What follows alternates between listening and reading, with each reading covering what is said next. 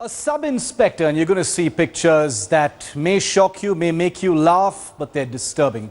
A sub-inspector in Surat has been caught on camera showering money and dancing to Bhojpuri songs along with a dancer. Sub-inspector MC Solanki, posted at Surat's Dindola police station, attended a birthday party. Clearly in high spirits, he can be seen here shaking a leg with a dancer, flinging money at her and then getting up on stage as part of the revelry. This was a dancer who was hired for what appears to be a deeply alcohol-fueled party. And all he did there, and caught on camera, on mobile camera, these pictures out there now, and we're showing them to you first here on Headlines Today, flinging money at the dancer. All of this while he's in uniform. You can even see his service weapon with him, and then getting up on stage and shaking a leg as well. We can only assume that he was still on duty. Well, staying with Gujarat, girls should not wear jeans or tight-fitting clothes. That's the word from Rajkot's Mayor, Raksha Boliya. Boliya believes that jeans are not part of Indian culture, you see, and finds wearing short tops with jeans even more problematic, because she thinks that by dressing conservatively, crimes against women in India can actually be brought under control. The Rajkot Mayor, who belongs to the BJP, was addressing a group of college girls as part of a seminar on marriage organized by non-resident Gujaratis. Her comment, as you may expect, not very new, but has drawn sharp criticism. Jeans પહેરો એની ના નથી, પણ આપણી જે ભારતીય સંસ્કૃતિની મર્યાદા છે એ મર્યાદા સાચવીને જે ટૂંકા ટોપ્સથી માંડી જે પહેરવાથી જે કંઈ અણબનાવો દુષ્કૃત્યો થાય છે જે આપણા ભારત દેશમાં, તો એના ઉપર કંટ્રોલ આવે અને જે આપણી ભારતીય સંસ્કૃતિની મર્યાદા છે એ સચવાઈ રહે, એના માટે મેં લોંગ ટોપ પહેરી અને જીન્સ પહેરવું એવું સૂચન કર્યું. Well, joining me live on the story on Centre Stage to get their comments on this, the very latest in a long list of politicians, activists, people in power who've had these ridiculous things to say, putting the onus of crime, of culture on the way women dress, is the Rajkot Mayor. She belongs to the BJP. She's a high-profile person, and she's been on camera saying these things to women. Joining me live this evening, politician and activist Shazia Ilmi. Also with me is lawyer Mihira Sood, who's done plenty of work, written and spoken out about sexual harassment as well as women's issues. Shazia, if I could come to you first. You know, it's preposterous. I mean, you know, we keep, talking about the Nirbhaya case as some kind of a milestone. You know, it's ludicrous because we really haven't, learnt very much. And in the last 2 years since that happened, we've seen comments like these, that, Raksha Boliya of the BJP in Rajkot saying that women shouldn't wear jeans because it goes against Indian culture. And if women wore, loose-fitting Indian clothes, then crimes would actually go down. Shazia. Well, this is problematic in so many ways. First of all, rapes have happened and women have been brutalized wearing different kind of clothes, whether it's saris or jeans or what have you. So it has nothing to do with that. Also, when you look at rape or sexual assault or sexual violence of any kind, it is an act of not of passion, but of power and violence. Yes. So to equate passion with power or violence is a big mistake. So that's one. Two, women like her who would like to give answers don't have an idea of Indian history whatsoever. They also have very little idea of the situation on ground, and they don't know as to what is a mindset. It's that of a prey and predator. It's, yeah. The whole dynamics, male-female dynamics. So and also, why should women be the sole repository of Indian culture? This appears to be, men also wear jeans, ingrained belief. So why should women be the sole repository of Indian culture? First of all, it's not. Absolutely. Mihira, it's become, yes, almost farcical. The number of people I can actually name, and I did just a bit of research on the number of people who've actually said near identical things. You've got the Gujjar Samaj, you've got any number of Khap Panchayat sessions, you've got a singer like, Yesudas, you've got, the Director General of Police in Andhra Pradesh. All of these people saying that every time someone says it, a show like this happens, there's a bit of outrage, political activists say something, activists say something else, but nothing ever changes. You keep getting identical comments of this kind. Yeah, I think it points to the fact that politicians of all hue clearly have a very twisted and warped idea of what is Indian culture when they decide that genes are against Indian culture but rape is not. Yeah. I mean, leave aside the issue of who should be defining culture. If they think rape is a natural part of any culture but genes are not, then clearly we know who is twisted here and who really needs the help. I mean, this is nothing short of a rape apology. It's an apology for rape. It's a condemnation of rape. Yeah. You're basically saying that rape is a natural response to a certain kind of stimuli. Absolutely. Shazia, Then you're condoning rape. Yeah. It clearly shows that rape is not seen as an unnatural act. Absolutely, it's not seen as an unnatural act. You never see these women talk about how Yes, boys this is should almost behave, like- how men should respond, how men should treat women. You never see activists of this kind saying Absolutely. anything like that. And- But yeah, complete your point, Mihra. You know, So- what so- is so so reprehensible, one is, what is so but the first thing- reprehensible is the entire society. Sorry, Mihra, go ahead. pardon me. Sorry, who are you asking? I'm Mihra, to sorry. you. All right. I was saying, I think it firstly points to, is this the BJP's idea of Indian culture? Is rape part of the BJP's idea of Indian culture?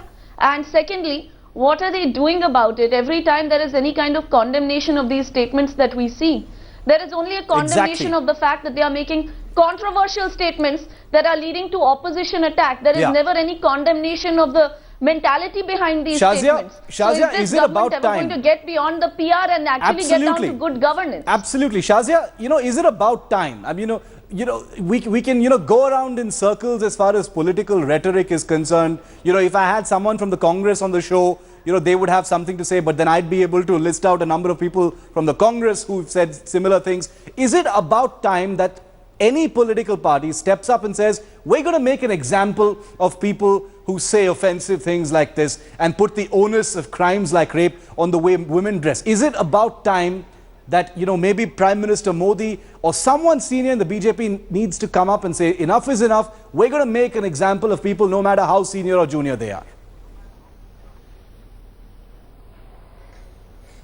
It is about time, but nobody will come up. You know why? Because every time we'll talk about Maderna from Congress, they will quote a Nihal Chand from Exactly. BJP. So they will always be fighting with each other on this. If you look at the serious issues, if you look at all the serious issues, look at the famous Shahbano case and how Congress dealt with it. There were senior functionaries of BJP Rajasthan in the Roop Kanwar case, and you see not even one person got convicted. Right now on CAP, is there any party who can take on the CAP? Because going against CAP means losing votes.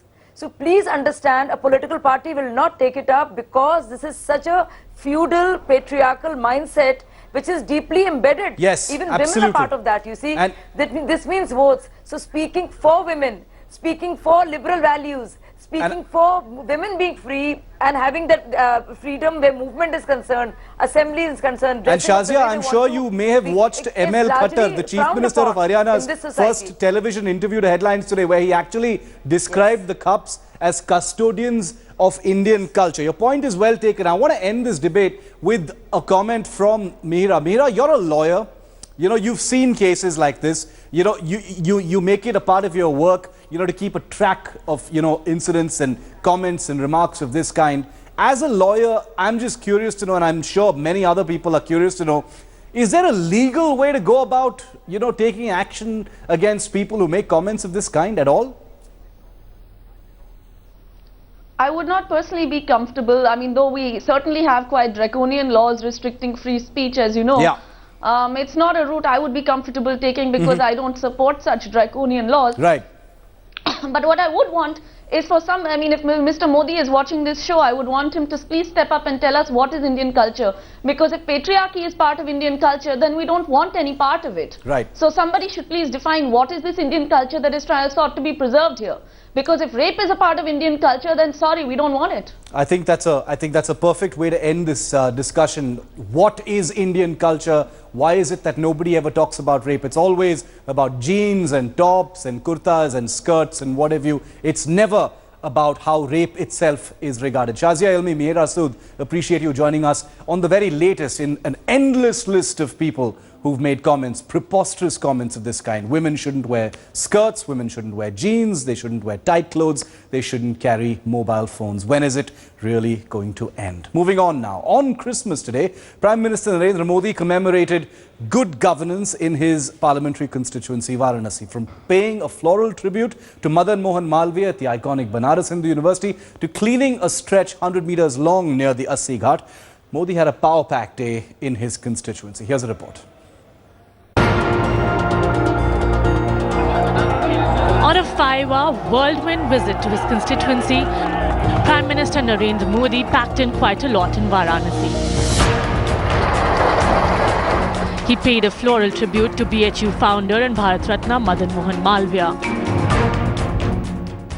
ये देश जिसके पास इतना बड़ा युवा सामर्थ्य है, युवा शक्ति है, आज पूरे विश्व को उत्तम से उत्तम शिक्षकों की बहुत बड़ी खोट है, कमी है। अच्छी शिक्षा इंफ्रास्ट्रक्चर का दायरे में नहीं आती है। इंफ्रास्ट्रक्चर की एक व्यवस्था है। अच्छी शिक्षा अच्छे शिक्षकों से जुड़ी हुई होती है और इसलिए अच्छे शिक्षकों का निर्माण कैसे हो, हम एक नए तरीके से कैसे सोचें। In midst of surging crowd, the Indian Prime Minister Narendra Modi came to his constituency, which he represents as a member of Parliament Varanasi today, to mark the Good Governance Day. He started the day symbolically by honouring the statue of Pandit Madan Mohan Malviya at the Banaras Hindu University, right at the gate of the Banaras Hindu University. He also visited Assi Ghat to inspect the progress of the cleanliness drive he launched last month, and even picked up the broom himself to clean almost a 100-meter stretch in a street near the Jagannath temple. आज हम देख रहे हैं कि सफाई के कारण जो घाट कभी मिट्टी के ढेर थे, वो अपने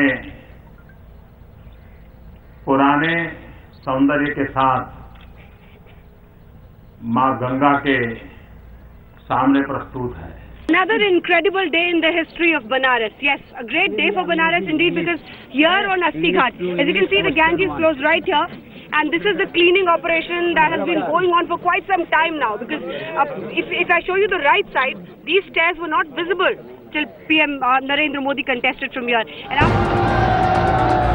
The Prime Minister also inaugurated the expansion of diesel locomotive works. In his constituency to commemorate Good Governance Day, the Prime Minister did seem to show the way, at least in Varanasi. With Preeti Chaudhary and Anjana Om Kashyap in Varanasi, Bureau Report, Headlines Today. Well, renewing his cleanliness pledge, Prime Minister Modi announced 9 new nominees for his Swachh Bharat Abhiyan. The new nominees include the India Today Group and the Enadu Media Group, also the Dabbawalas of Mumbai. Individual nominees include Kiran Bedi, Saurav Ganguly, comic and TV personality Kapil Sharma, and classical dancer Sonal Mansingh. Chairman and Editor-in-Chief of the India Today Group, Mr. Arun Puri, has said that he's delighted and honoured with the Prime Minister's gesture. He added that the group will do everything possible to realise that cleanliness goal. Let's take a listen to those reactions. I am delighted and honoured that the Prime Minister has selected me and our organisation to be part of this campaign. I think this campaign is a very good idea for India because it's badly needed. It's a non-political issue and requires the support of everybody in this country. And me personally and us as an organisation will do whatever we can to contribute to this. Announced in the last 2 or 3 months ago, so from today it's 2 from Headlines Today, not just 1, Arun Puri and Saurav Ganguly. See, the basic thing is to keep the country clean. It starts from there, and then various other steps to make it as worthwhile as possible.